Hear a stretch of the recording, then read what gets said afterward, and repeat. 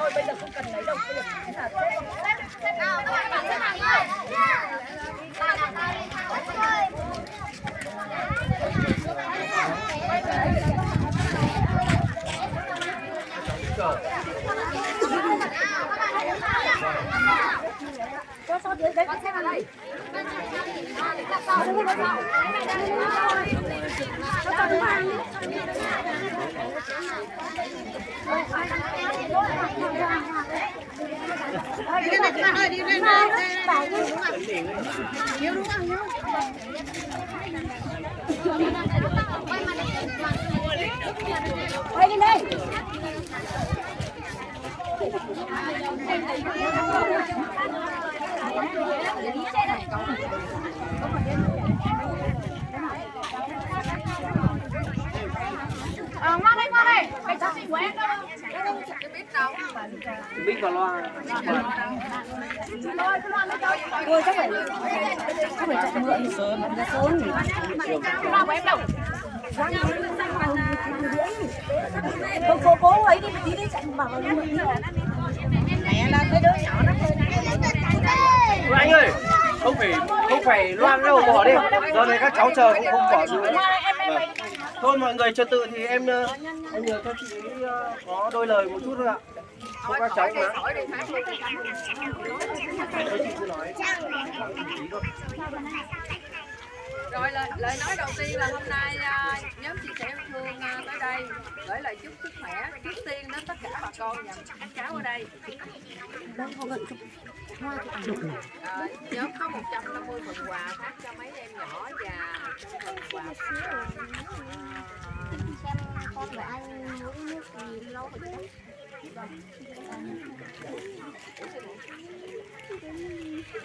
rồi hát luôn hát đi em. Thôi mình tranh thủ đi. Đó đây nè. Các bạn lên các cháu này lên trước nào, các con này lên đây. Đi theo hàng đi các bạn ơi.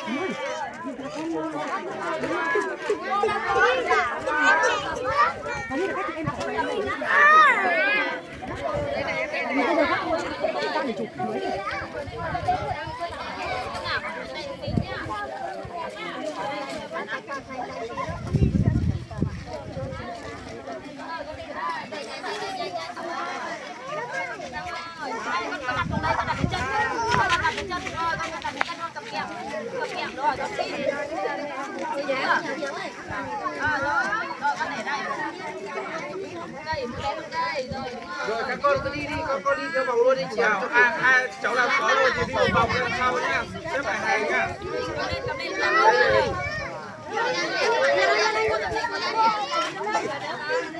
Các bạn nào không theo từ hàng nhá, các bạn nào không theo Vòng lại hàng nhá. đi vòng lại hàng đi, xếp hàng một kiểu. Xóa đây. Tại sao bên kia xếp hàng? Dẫn có cô giáo dẫn đi thì nó mới chưa đây các bạn. Các bạn đây không có ngoài đúng không? Mẹ của bạn nào dắt bạn đấy cầm quà hộ nhá.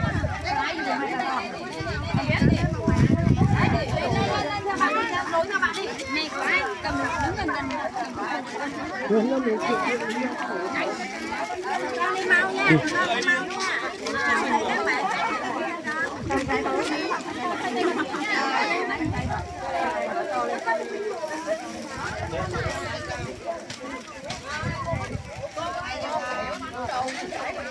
rồi cho con rồi cho con rồi cho mẹ cho bạn Tính lên lớp bọn em rồi. này cho con nè nè Thấy chưa? Có ai quay chưa? Quay nãy đây chờ đây đi đi. rồi cho con nhanh lên cho bạn Xếp hàng luôn này.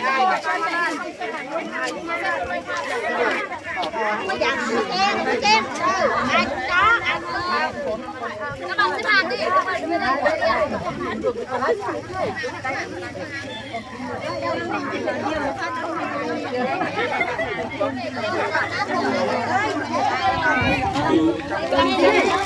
Ôm chặt lấy nha. Đó, cho vào trong này này. Cho kẹo vào đây. Đó. Đấy. Phải thế chứ. Đây để bố cầm cho nha. Bố cầm. Đây bạn ốm như kia luôn. Đây bạn ốm như kia luôn. Đây của con nha, như kia luôn. Rồi con về dâm đi, con về đi. Rồi. Con kia vào đây bên nhau con rồi cho con rồi đi nhặt đi giờ ngủ chảy nhiều lắm nè chạm nè đây cho con đây đừng chờ đi đâu đi về rồi tất cả vô còn ai chưa con Bé nào chưa có à? Có cô bé chưa đến.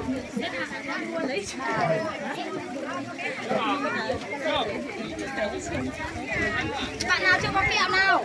ủa con có chưa Bạn nào chưa có kẹo, con có kẹo chưa? Bạn nào chưa có kẹo nào, cô nào chưa phải không? Nào, bạn nào chưa có, con chưa có kẹo phải không?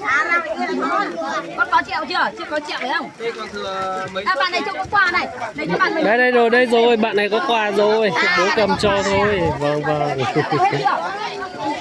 kẹo rồi phải không? Bạn nào chưa có kẹo bảo cô. Ừ. Có một cái được rồi. Đó. Con cho túi à?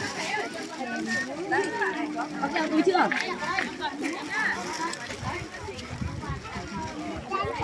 Bạn ơi, chụp ảnh chưa?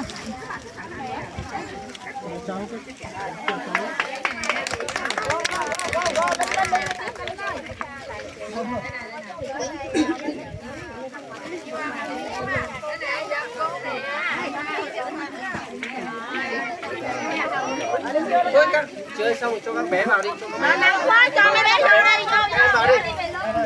Các em về lớp đi. lên lớp chị ơi, vẫn lên lớp.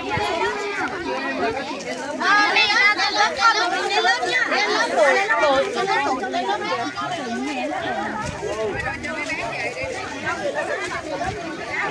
Muốn đưa cô giáo một bé. Muốn đưa cô giáo một. Cái này cô giáo này. Muốn đưa cô giáo một phải tôi phải chào tôi sư, phải chào tôi sao ta? Lên lớp để đổ rồi. Đây mua.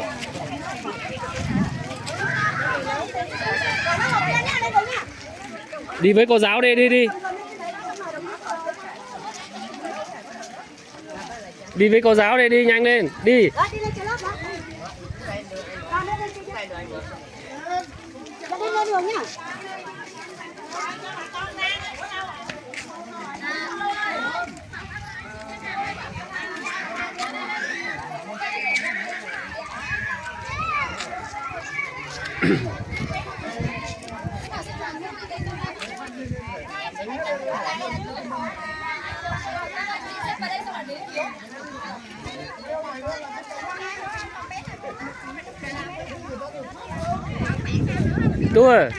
Tu xe nó to.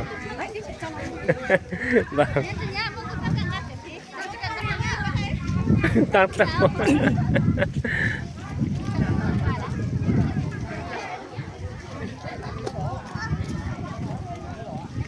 bye nha.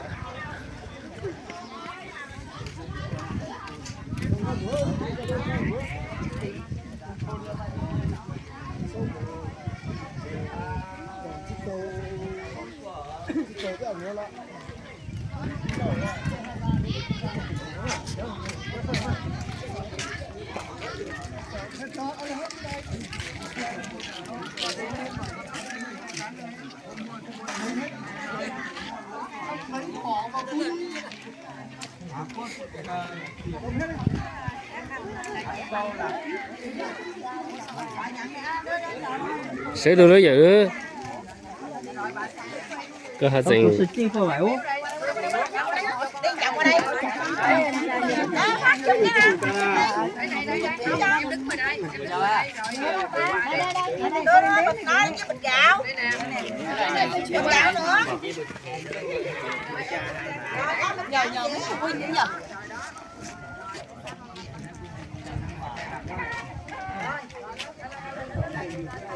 Đâu rồi, bao đồ đâu.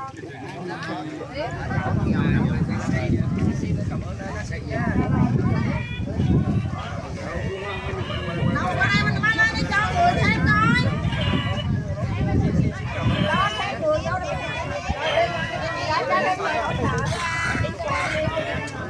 Con bé nào con có chưa? Không có đâu. Không có là hả? Bên đây cho thêm người bên đây đi. Rồi, còn cái chưa.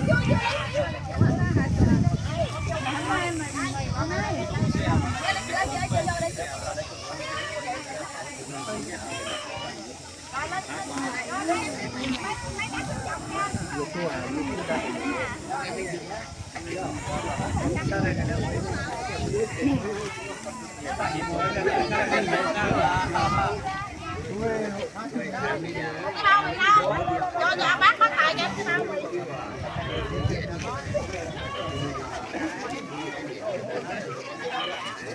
Có kem gạo không? Dạ, có một bao gạo.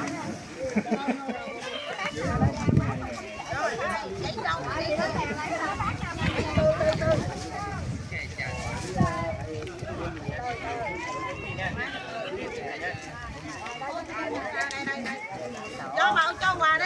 Ai có thứ này có gạo. Ai chưa có gạo thì qua bên này lấy gạo ạ.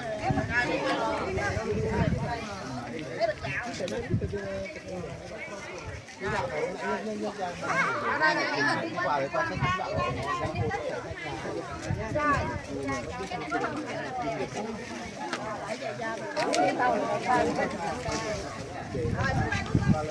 Quả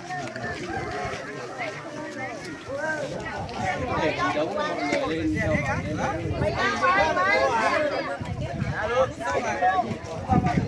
mới hết là chị mới hết ra rào cho quà đây lấy con dao ai lấy hộ con dao lấy giùm con dao ra này để con dao anh tìm mặt qua đây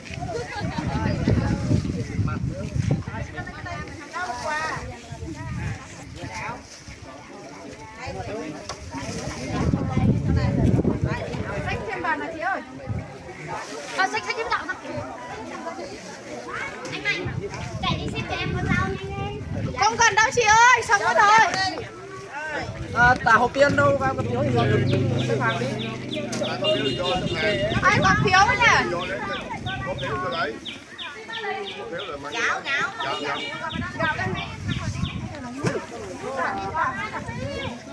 còn ai còn phiếu không ra lấy đi nào còn ai còn phiếu không chị muốn vào đây nhanh lên không tí là mất thật đấy đó được gạo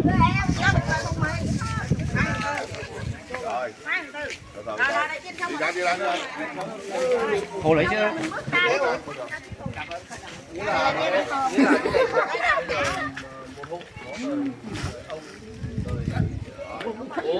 Con bây giờ con thấy nhà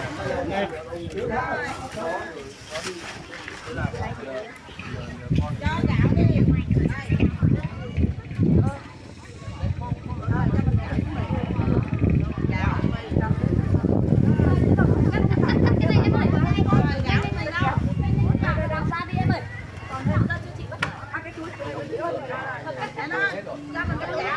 lấy đi lấy cho một gạo đó luôn đi con ạ cho cả tải luôn cho cả tải đi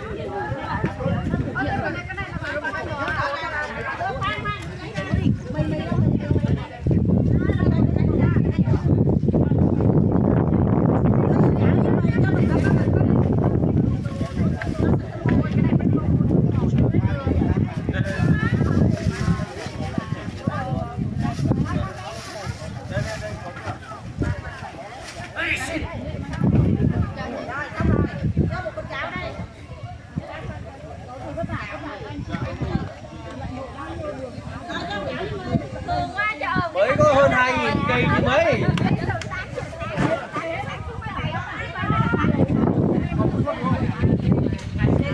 còn 2 suất thì chắc bị đeo còn các đồ rất là nhiều để cho nàng rất là mình đâu ạ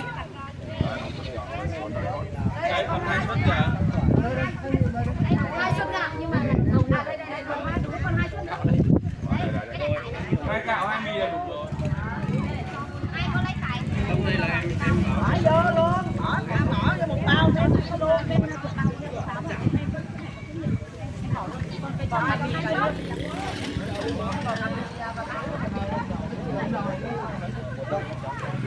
buổi trưa các thứ trưa vẫn phải bảo là đi măng ra giá ở đây con là con xinh đấy em ơi, em bận em ra rồi anh chuyển côn này, rồi anh đi đưa đi cây vận luôn. Đây đây dạ. Anh không thật mà anh đi xong ở đây anh đi xong rồi. rồi xong rồi bây giờ mình đi nè đâu mình đi bây giờ mình đi ra chiều đi chị ai giữ giấy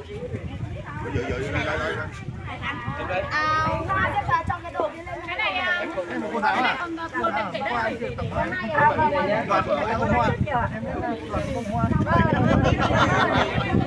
Mang lên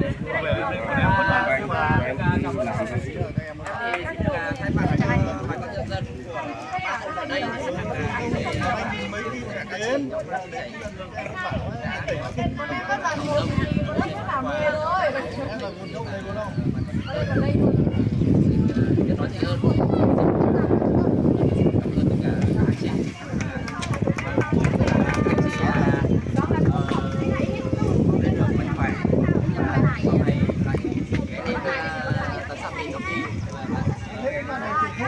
Chào cô.